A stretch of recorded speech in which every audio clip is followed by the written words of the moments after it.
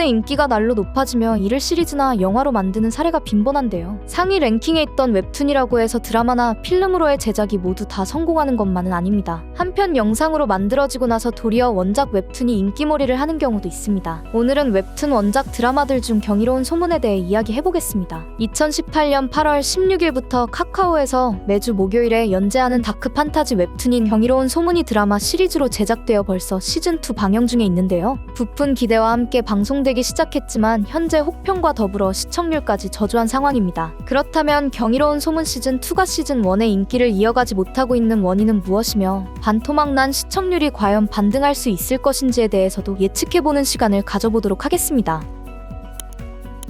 2020년 11월부터 2021년 1월에 걸쳐 OCN 토일 드라마로 전파를 탔던 시즌1은 상당한 인기를 끌며 단번에 시즌2 제작 확정까지 이루어냈었는데요. OCN 당의 가장 높은 첫방 시청률, 역대 최고 시청률에 이어 OCN 최초의 두 자릿수 시청률 등등 다수의 기록을 세워 주목받았던 이력이 있습니다. 악귀 사냥꾼 카운터들이 국수집 직원으로 위장해 지상의 악귀들을 물리치며 발전해 나가는 히어로물인 만큼 시원시원한 액션씬과 휴머니즘 가득한 스토리로 사람들의 마음을 사로잡았었는데요. 이렇듯 화제를 모았던 작품인 만큼 시즌2도 많은 기대를 모았었지만 초반엔 지금처럼 나쁜 성적이었던 것만은 아니지만 원작 웹툰의 인기를 증명이라도 하듯 출발은 시즌1보다 더 좋았습니다. TVN에 편성되어 1회에서 3.9%, 2회에서 5.4% 시청률을 보이며 향후 방송에 대한 기대를 모았을 정도로 말이죠. 게다가 넷플릭스 전 세계 TV 부문 8위에 이름을 올리고 홍콩과 싱가포르, 대만 등 9개국에서 1위를 차지하는 쾌거까지 이루어냈습니다. 물론 잠깐이었지만요. 이후로는 예상과 달리 저조한 성적을 면치 못하고 있는 실정입니다. 이뿐만이 아니죠. 출연진에 대한 잡음도 존재했는데요. 경이로운 소문2의 주인공인 소문 역할을 맡은 조병규는 2021년부터 꾸준히 학폭 논란에 휘말린 바 있습니다. 조병규의 학폭 의혹에도 드라마의 스타트는 상당히 좋았던 셈이죠. 뉴질랜드에 거주 중인 폭로자 A씨는 과거 뉴질랜드 학교에 재학 당시 조병규에게 상습적인 폭행과 금품 갈취를 당했다고 주장했습니다. A씨 외에도 추가 피해 폭로가 이어졌지만 조병규는 이를 강하게 부인하고 그들 모두를 명예훼손으로 고소했습니다.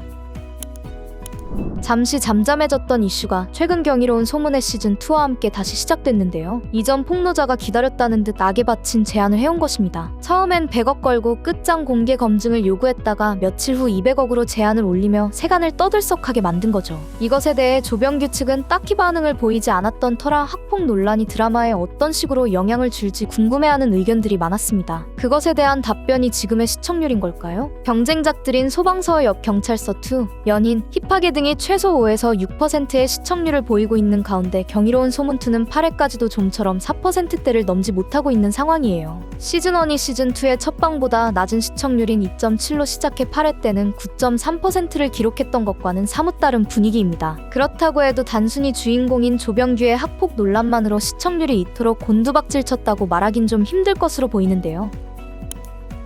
드라마 내용에 대한 혹평도 상당합니다. 시즌1과 달리 시즌2에서는 주인공들이 염력을 가진다는 설정인데요. 그런 이유로 시즌1에서 보여줬던 판타지 액션이 가지는 장르적 쾌감이 시즌2에서는 많이 사라졌다는 평입니다. 염력과 함께 어설픈 와이어 액션을 구사하고 여기에 고통에 찬 신음만을 내뱉는 연기는 시청자들의 기대를 충족시키지 못하고 있는 듯합니다. 게다가 중국에서 넘어온 악귀들과 대립구도에 집중하며 이전처럼 학교, 가정폭력 등 사회적 문제를 다루는 악귀들이 다채롭게 등장하지 못해 드라마 자체가 가지는 비판의식마저 옅어진 것 아니냐는 지적까지 나오고 있는 실정입니다. 함께 방영되고 있는 경쟁작이 많다는 것도 불리하게 작용한 것으로 보입니다. 경이로운 소문과 마찬가지로 웹툰 원작인 드라마로서 19세 이상 관람가라는 핸디캡을 지녔으면서도 몰입도를 높였다는 호평과 함께 좋은 성적을 받고 있는 마스크걸과도 온도차가 상당합니다. 마스크걸이 글로벌 4위를 차지하고 힙하게가 7위를 차지하는 등 좋은 성적을 거두고 있는 가운데 경이로운 소문2가 시청률 반등에 성공할 것인지에 관심을 가지지 않을 수 없는데요. 이렇게 되면 국내 시청률보다는 해외 시청률에 기대를 걸어봐야 하는 것 아닌가 하는 생각도 듭니다. 최고 시청률이 5.4%인데다 중간 이상이 공개된 현재 상황에서도 4%대를 넘어서지 못하고 있는데 넷플릭스 전체 순위로는 10위를 차지했으니까요. 하지만 이것도 낙관만 할 수 없는 것이 초반엔 상위권을 차지했다가 점차 순위가 내려가고 있는 것이기 때문에 유종의 미를 거둘 수 있을지는 끝까지 지켜보는 수밖에 없을 듯합니다. 감사합니다.